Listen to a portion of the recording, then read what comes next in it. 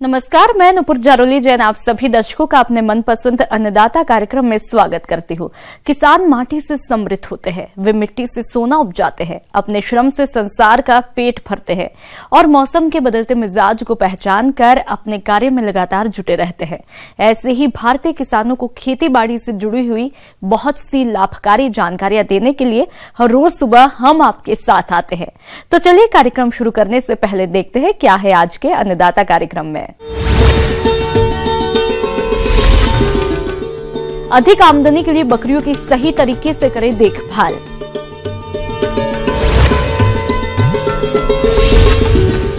जैविक खेती से पर्यावरण रहेगा सुरक्षित और किसान होंगे मालामाल।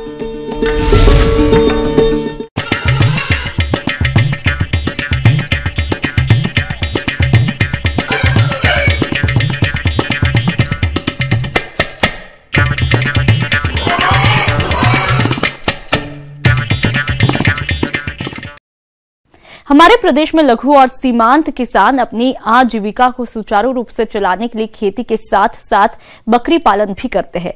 अभी अपने राज्य में मौसम में अचानक बदलाव आ रहा है, कभी तापमान बढ़ जाता है तो कभी बारिश होने लगती है।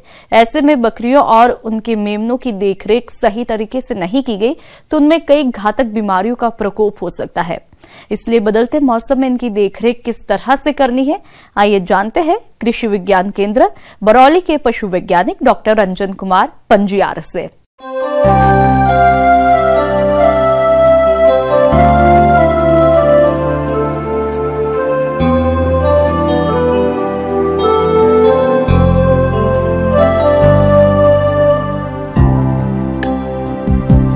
खेती और पशु दोनों एक दूसरे के पर्याय हैं।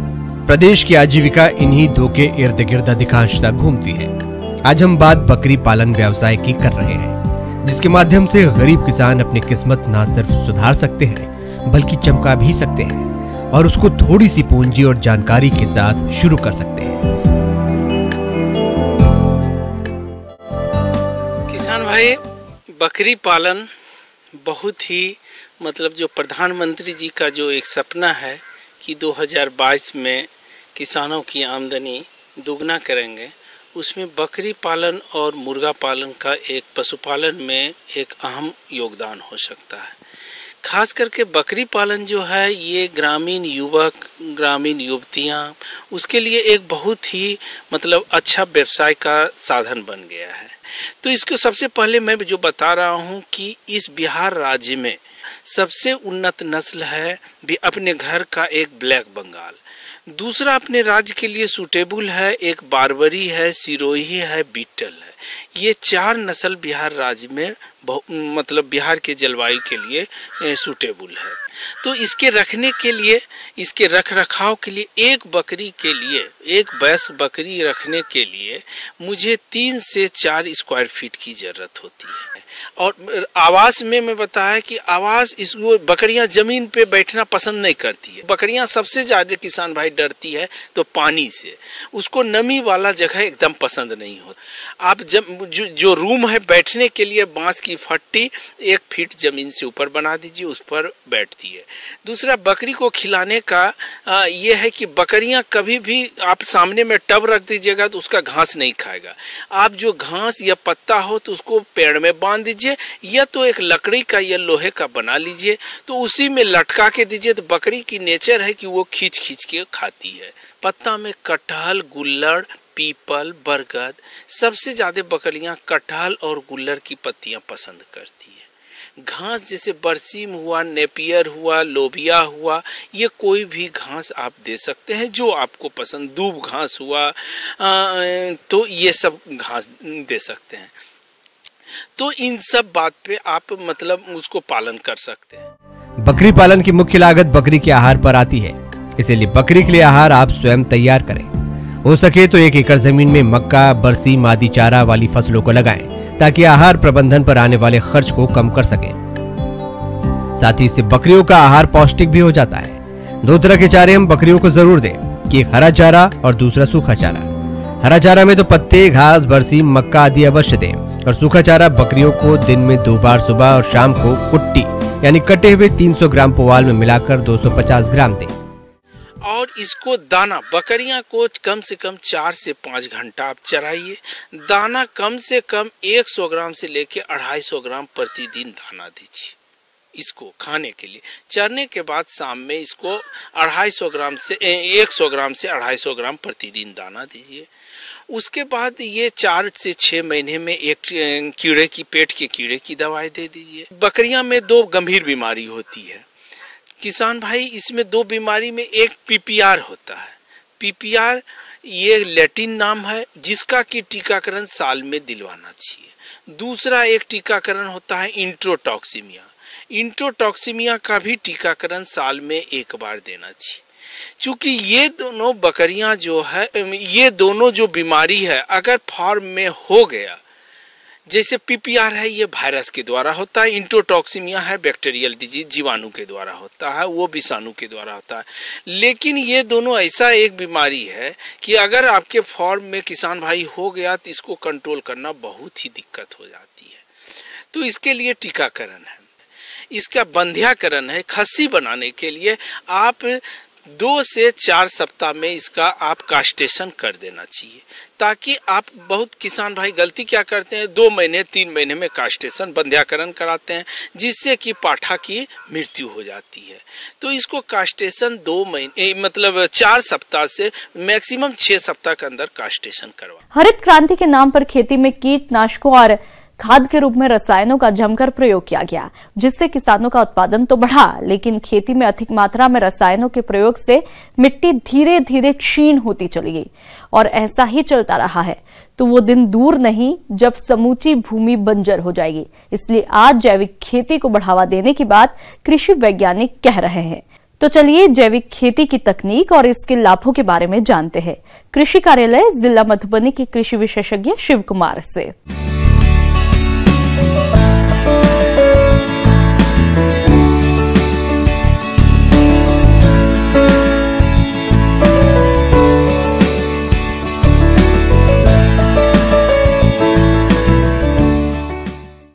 जैविक खेती क्या होता है? जैविक खेती मुख्यतः जैविक खेती कृषि की वह विधा है जिसमें रासायनिक खाद, रासायनिक कीटनाशक, रासायनिक जो है दवा का उपयोग ना करते हुए, खेती को स्थिर करते हुए, उपज को स्थिर करते हुए खेती करना ही जैविक खेती कहलाता है।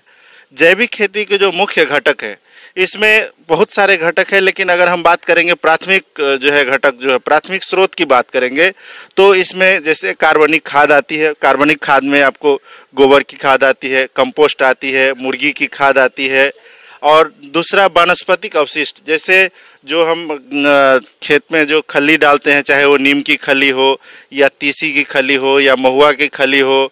उसके बाद आता है जैव उर्वरक। जैव उर्वरक में हम राइजोबियम, एजोटोबैक्टर, एजोस्पेरेलम उपयोग करते हैं। और इसके बाद आता है जैविक नियंत्रण। हम जैविक नियंत्रण में अपने खेत में बीमारी एवं कीटों को दूर करने के लिए ट्राइकोडर्मा, ट्राइकोग्रामा, फेरोमोन ट्रैप, उसके बाद जो है अगर हम बात करेंगे बिवेरिया बेसियाना की, उसका भी उपयोग करते हैं। जैविक खाद के प्रमुख स्रोत। कार्बनिक जैविक खाद स्थानीय स्तर पर उपलब्ध पौधों व जानवरों के मल मूत्र व अवशेष से तैयार किया जाता है। इनमें मुख्य रूप से गोबर की सड़ी हुई कंपोस्ट, केचुए की खाद, नेडप कंपोस्ट, हरी खाद, विभिन्न प्रकार की जालियां, जैव उर्वरक, चीनी मिल से निकली प्रेस मड, सीवेज से निकला उपचारित स्लज, गलीचा बुनाई के बाद बचा कतरन, बायोडायनेमिक उत्पाद, ऋषि खेती, अग्निहोत्र इत्यादि हैं। इनके साथ साथ इनके निर्माण की स्थानीय स्तर पर जानकारी भी आवश्यक रूप से होनी चाहिए, ताकि कंपनियों द्वारा उत्पादित रासायनिक खाद उर्वरकों पर निर्भरता समाप्त हो सके। जैविक खेती के मूल सिद्धांत।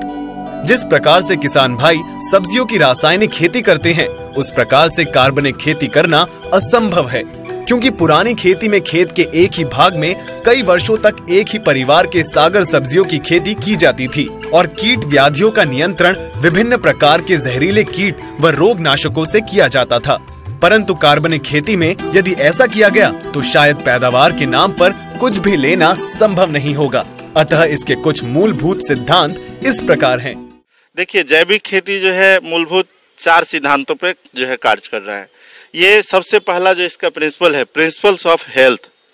दूसरा है principle of ecology, and principle of fairness और प्रिंसिपल ऑफ केयर। उसके लिए हमको फसल चक्र अपनाना पड़ेगा। मई जून का समय जब गर्मी का समय रहता है तो सॉइल सोलराइजेशन भी कर सकते हैं, ग्रीष्मकालीन गहरी जुताई भी कर सकते हैं और फेरोमोन ट्रैप का भी उपयोग हम अपने खेतों में कर सकते हैं। रोग एवं कीट अवरोधी मुक्त सब्जियों की किस्मों का चुनाव करना चाहिए ताकि उनके नियंत्रण के लिए हानिकारक जहरीले रसायनों का प्रयोग ही ना करना पड़े।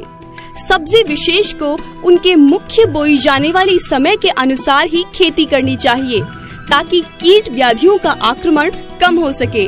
कीड़ों को आकर्षित करने वाली फसलें सहफसली खेती के रूप में लगाना चाहिए ताकि मुख्य फसल बर्बाद होने से बच जाए। उदाहरण के रूप में टमाटर के प्रत्येक 6 कतार के बाद 1-2 कतार गेंदे के फूल लगाना चाहिए। गोभी वर्गीय सब्जियों के साथ सरसों या चाइनीज पत्ता गोभी लगानी चाहिए। जिन पत्तियों पर रोग या कीट का आक्रमण दिखे उन्हें पौधों से तोड़कर जला दिया जाए, मिट्टी में गाड़ दिया जाए। सब्जियों के 2 खेत के भागों में बाड़ के रूप में ऊंची फसल जैसे ज्वार, बाजरा या मक्का की खेती करना ताकि कीट उछलकर दूसरे खेत में न जा सके। शुद्ध रूप से कार्बनिक स्रोतों से प्राप्त खाद उर्वरकों का प्रयोग करना। किसान भाई, जैविक खेती करने से लाभ क्या होगा? देखिए, जैविक खेती जो है अभी समय की मांग है क्योंकि उपभोक्ताओं की मांग जो है जैविक फसल की ज़्यादा हो रही है और इसको अगर हम देखेंगे, बात करेंगे तो इसका प्रति वर्ष अगर हम बात करेंगे तो 20 से 25% जो है इसकी मांग में बढ़ोतरी होती जा रही है। दूसरा चीज़, सब्जियों की गुणवत्ता में सुधार हो रहा है या फसल अगर कर रहे हैं तो फसल की गुणवत्ता में सुधार हो रहा है, उत्पादन में भी वृद्धि हो रहा है। साथ में रासायनिक उर्वरकों एवं कीटनाशकों की जो कीटनाशक है उसका उपयोग में कटौती होती जा रही है। खेत की मिट्टी की दशा में सुधार होते जा रहा है। मिट्टी एवं मृदा एवं जल प्रदूषण से जो है बचाव हो रहा है और सबसे बड़ी बात है जिसका उद्देश्य को लेकर के हम चल रहे हैं, मनुष्य एवं पशुओं के स्वास्थ्य की रक्षा, ये भी इसमें होता जा रहा है। और अब किसान भाई, हम बात करते हैं हमारे किसानों के लिए जो है जैविक प्रमाणीकरण की हम बात करते हैं। देखिए, जैविक प्रमाणीकरण जो है मुख्यतः जैविक उत्पाद को मूल्य वृद्धि के लिए जैविक प्रमाणीकरण की जरूरत पड़ती है और जैविक प्रमाणीकरण से जो है ये आपका एक रजिस्टर्ड लोगो हो जाता है। रजिस्टर्ड जो है हमको मिल जाता है कि हम अपना उत्पाद जो है, हमारा जो उत्पाद है वो जैविक से किया हुआ है। अपने बिहार की अगर बात करेंगे तो बिहार सरकार में अभी बशोका, Bihar state seed and organic certification agency जो बिहार पटना में अवस्थित है, सबसे पहले किसान या किसान समूह के द्वारा जो है जैविक प्रमाणीकरण संस्था में अपना एक आवेदन देना पड़ेगा और इसका फिर आवेदन पत्र जमा करेंगे तो आवेदन पत्र जो है बसोका के द्वारा जो है इसका मूल्यांकन किया जाता है। देखिए, इसमें जो है आप जिला कृषि कार्यालय या फिर अगर आप स्टेट लेवल पे रजिस्ट्रेशन कराने जाते हैं तो आपको बसोका कार्यालय, ये पटना में अवस्थित है, इसमें आप जा करके जो है कभी भी अपना आवेदन दे सकते हैं। आवेदन ले करके और पहले आवेदन पूरा भर सकते हैं और उसके बाद जो है आप रजिस्ट्रेशन की प्रक्रिया करा सकते हैं। अपने राज्य के जिन किसान भाइयों ने जून जुलाई के माह में शकरकंद की नर्सरी डाली थी, उनकी नर्सरी में पौध अब रोपाई योग्य तैयार हो गई है और शकरकंद की फसल से भरपूर उत्पादन लेने के लिए खेत की तैयारी से लेकर इसकी रोपाई तक के कार्यों को आप किस प्रकार से करें, इस बारे में जानकारी दे रहे हैं त्रिहुत कृषि महाविद्यालय जिला मुजफ्फरपुर के कृषि वैज्ञानिक डॉक्टर आशीष नारायण।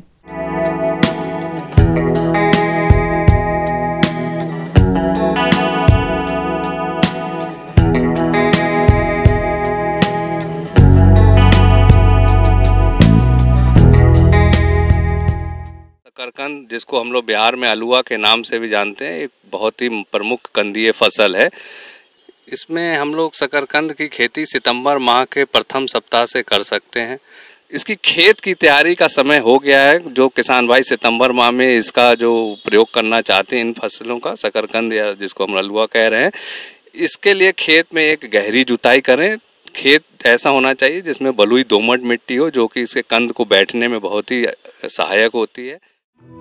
किसान भाइयों, शकरकंद की खेती के लिए सबसे पहले खेत का तैयार होना जरूरी है, तो इसके लिए आप एक बार गहरी जुताई कर दें तथा इसके बाद हैरों से जुताई कर मिट्टी को भुरभुरा बना लेना चाहिए और गोबर की खाद अच्छी तरह से मिला दें तथा कल्टीवेटर से जोत कर पाटा लगाकर समतल कर लें।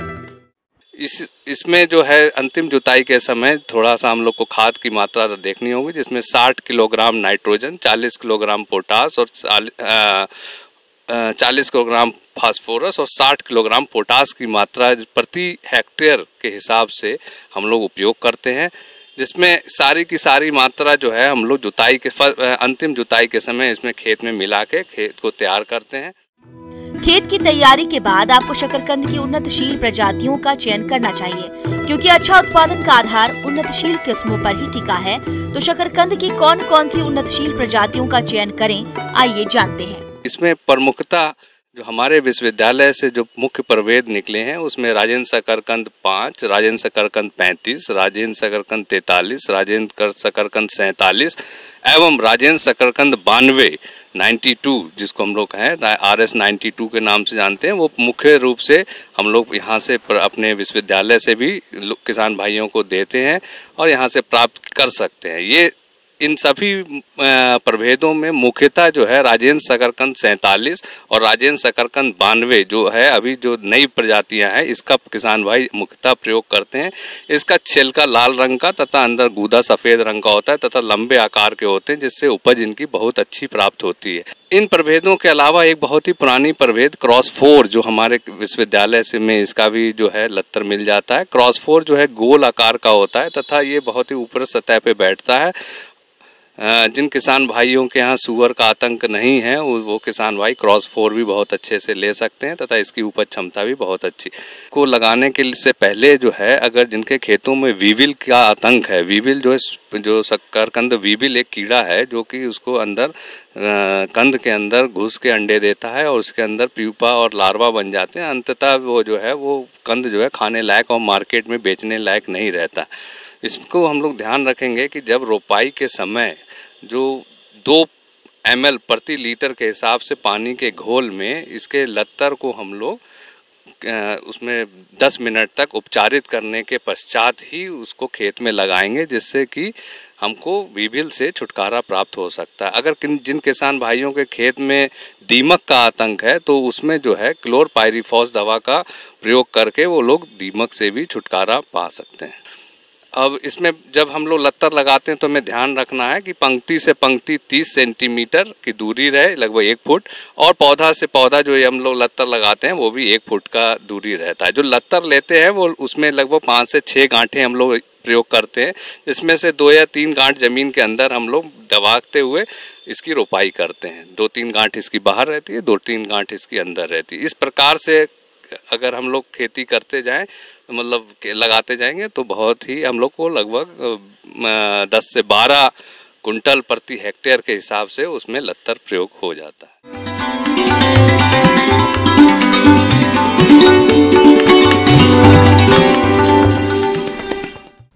जॉन डियर अन्नदाता हेल्पलाइन निशुल्क फोन संपर्क सेवा के माध्यम से आपके द्वारा पूछे गए प्रश्नों में से 1 या 2 महत्वपूर्ण प्रश्नों को हम अपने कार्यक्रम में शामिल करते हैं। इसी के तहत आज का चयनित प्रश्न और उसका जवाब इस प्रकार है।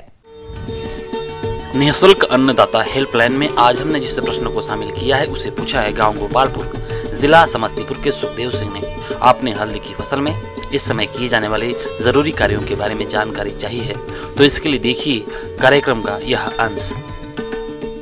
में निकाय गुराई का समय आ गया है, क्योंकि हल्दी किसान भाई आप लोग मई महीना में ही लगा चुके होंगे। अभी आप हल्दी में घास आ गया होगा, जिसे कि निकाय गुराई करना बहुत जरूरी है।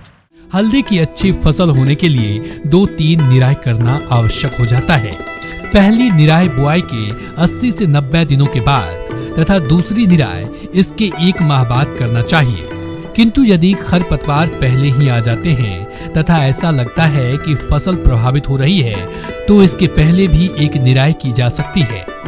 इसके साथ ही साथ समय समय पर गुड़ाई भी करते रहना चाहिए, जिससे वायु संचार अच्छा हो सके तथा हल्दी की फसल का पूर्ण विकास हो सके, जो कि उत्पादन से सीधा संबंध रखता है। और निकाय गुड़ाई के बाद उसमें कोड़नी करना पड़ता है। कोड़ने के बाद जो है हम उस पर मिट्टी चढ़ाते हैं। नवंबर माह में पत्तियों का विकास तथा धनकंद की मोटाई बढ़ना आरंभ हो जाता है। तो उस समय उपज ज्यादा प्राप्त करने के लिए मिट्टी चढ़ाना आवश्यक हो जाता है, जिससे कंदों का विकास अच्छा होता है और उत्पादन में वृद्धि हो जाती है। और मिट्टी चढ़ाने के समय हम लोग उसमें खाद का भी इस्तेमाल करते हैं। तो बुआई के समय आप लोग नाइट्रोजन दिए होंगे, नाइट्रोजन के मतलब कि आप यूरिया दिए होंगे, म्यूरेट ऑफ पोटाश दिए होंगे और डीएपी दिए होंगे। यूरिया आपको 35 किलो प्रति एकड़ की दर से डालना है और म्यूरेट ऑफ पोटाश जो है 40 केजी के हिसाब से डालना है। आप यूरिया जो है 35 किलो प्रति एकड़ की दर से पुनः उसका प्रयोग करें। ऊपर से टॉप ड्रेसिंग कर देना है, कुछ नहीं करना है। जब मिट्टी चढ़ा लिए, खेत में पूरा नमी रहे, तो आप प्रति कतार में यूरिया जो है डाल देंगे। अगर बारिश हो जाती है, जैसा कि इस बार सुखाड़ चल रहा है, अगर बारिश नहीं होती है तो हमें उसमें सिंचाई करना पड़ेगा। अगर बारिश हो जाती है तो सिंचाई की उसमें कोई आवश्यकता नहीं है, क्योंकि नवंबर दिसंबर में बारिश नहीं पड़ती है। उस समय आपको 15 दिन 20 दिन के अंतराल पर आपको सिंचाई करनी है। हल्दी की फसल में पत्ती धब्बा रोग से काफी हानि होती है। इसके अलावा हल्दी की फसल को पर्णचित्ती रोग भी काफी हानि पहुंचाता है। इस रोग ग्रसित पौधे की पत्तियों पर अनियमित आकार के भूरे धब्बे बनने लगते हैं। इस रोग की रोकथाम के लिए हल्दी के कंद को उपचारित करके बोना चाहिए। साथ ही खड़ी फसल में यह रोग दिखने पर मैनकोजेब 2 ग्राम दवा का प्रति लीटर पानी के हिसाब से घोल बनाकर छिड़काव करना चाहिए। तो इस प्रकार से हम करेंगे तो उम्मीद है कि आपका फसल जो है अच्छा होगा। अब आइए देखते हैं कल दिखाए जाने वाले कार्यक्रम की मुख्य झलकियां।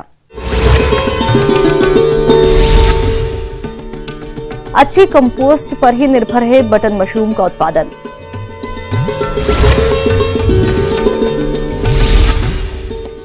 अधिक फूल उत्पादन हेतु गुलाब की फसल में किए जाने वाले जरूरी कार्य। हम ये उम्मीद करते हैं कि आज का कार्यक्रम आप सभी दर्शकों के लिए उपयोगी रहा होगा।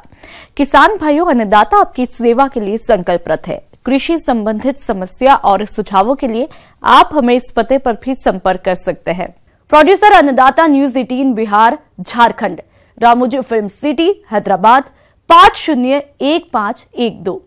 साथ ही आप हमें ईमेल भी कर सकते हैं। हमारा ईमेल है p18andatabihar@nw18.com। इसके अतिरिक्त आप हमें जॉन डियर निःशुल्क हेल्पलाइन नंबर 18004192 पर सोमवार से शनिवार सुबह 10 से शाम 4 बजे के बीच संपर्क कर सकते हैं। किसान भाइयों, अब समय हो रहा है आपसे विदा लेने का, तो हमारी अन्नदाता टीम को दीजिए इजाजत। कल फिर आपसे मुलाकात होगी कृषि संबंधित कुछ और महत्वपूर्ण जानकारियों के साथ। नमस्कार।